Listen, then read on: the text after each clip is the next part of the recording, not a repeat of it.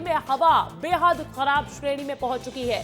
कई इलाकों में प्रदूषण खराब श्रेणी में है। राष्ट्रीय राजधानी में स्मॉग की परत है। AQI बहुत खराब कैटेगरी में आज भी बरकरार है।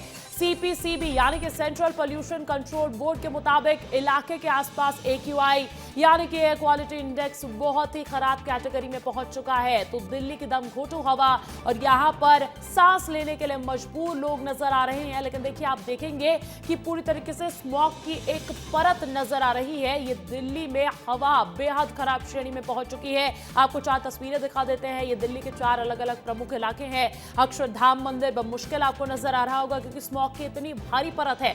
इंडिया गेट को देख लीजिए, नेशनल हाईवे 24 में ट्रैफिक में कुछ भी नजर नहीं आ रहा है।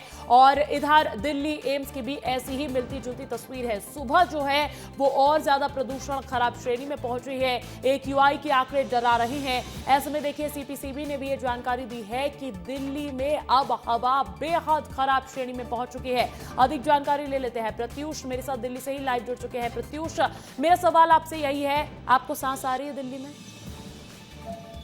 अंजलि, सांस तो आ रही है लेकिन बहुत मुश्किल आ पा रही है क्योंकि सबका कमोबेश यही हाल है। अगर मैं दौड़ पड़ूं तो शायद मेरे नाक से खून आ जाए क्योंकि सांस लेने में बहुत तकलीफ हो रही है। और दिल्ली जो है वो धुंध के परत से ढक चुकी है पूरी तरीके से। सरकार की सारी कोशिशें नाकाम है। सारे जो पैंतरे आजमाए गए सब नाकाम है। और AQI जो लेवल है वो कम होने का नाम नहीं ले रहा है।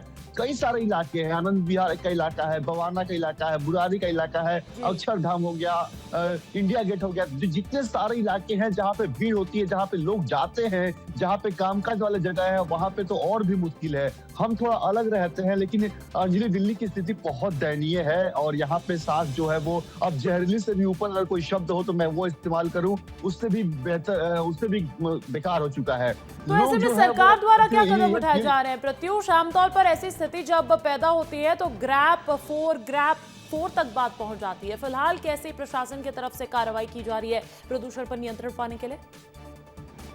अंजलि, पहले जो नियम ग्रेप 4 में लगाए जाते थे अब वो नियम सारे ग्रेप 3 में कर दिए गए हैं और ग्रेप 4 को खत्म कर दिया गया है। साथ ही साथ जो डीजल के वाहन है उस पे रोक लगाई गई है। जो जनरेटर है उस पे रोक लगाई गई है। अधिक देर तक जो है वो बिजली देने की इजाजत है। साथ ही साथ जो पानी की छिड़काव है, फुहारा है, वो हर जगह हो रहा है। लेकिन शायद इतना से नहीं हो पाएगा क्योंकि दिल्ली में कंस्ट्रक्शन बहुत तेजी से हो रहा है। कई सारे इलाके में जो है मेट्रो लाइंस बन रहे हैं, कई सारे इलाके में बड़े बड़े बिल्डिंग्स बन रहे हैं। उस पर नियंत्रण पाना होगा अगर प्रदूषण को कम करना है तो। साथ ही साथ सेंट्रल विस्टा प्रोजेक्ट जो है वो लगातार अभी तक भी काम चल रहा है। वो बहुत बड़े पैमाने पे काम चल रहा है, उससे प्रदूषण जो है वो बढ़ रहा है। तो तमाम ऐसे जो कंस्ट्रक्शन की काम है उसे भी शायद रोकनी पड़ेगी अगर प्रदूषण पे नियंत्रण पाना है तो। लेकिन सरकार फिलहाल उस ओर कदम नहीं उठाई है। हाँ, बिल्कुल, जब नवंबर दिसंबर के महीने आते हैं तो आमतौर पर यही नजारा देखने को मिलता है। न जाने दिल्ली वासियों को प्रदूषण नामक अभिशाप से कब मुक्ति मिलेगी। बहुत शुक्रिया।